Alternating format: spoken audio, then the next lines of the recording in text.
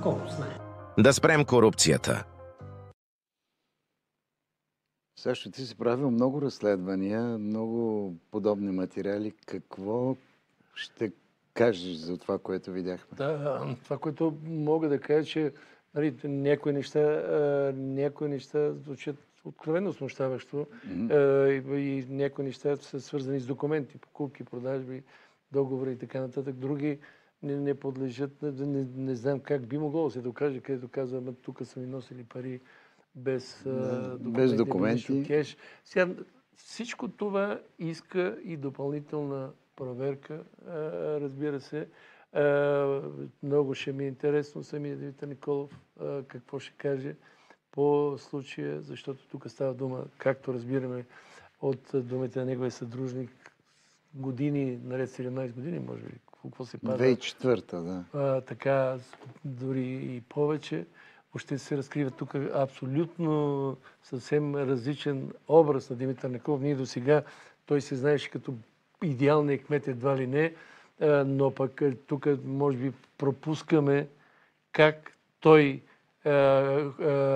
какви неща направи за Ахмед Доган и за Росенец, как пререшаваха 3 пъти, 4 пъти Общинския съвет, как и то незаконно пререшаваха в полза на Доган и Росенец и Сараите, как след едно решение той ходи от човек на човек в Общински съветници, за да ги агитира да вземат някакво решение в полза на Доган.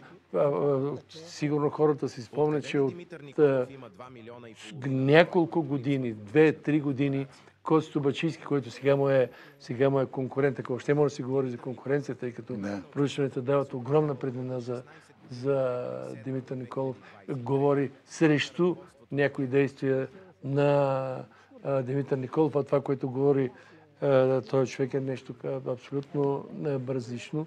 Така че ние го даваме, защото го има. Човека застава с името си и говори за огромни суми пари.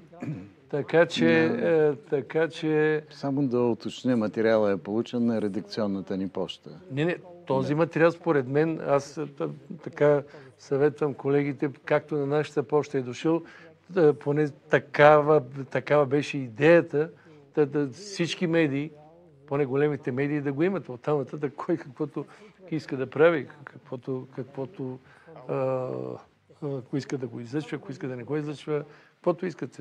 Всеки е в правото си, така както само ние и ПИК и афера в някои случаи излъчваме някои неща, които се оказват истина в последствие, така и сега може да се сметне, че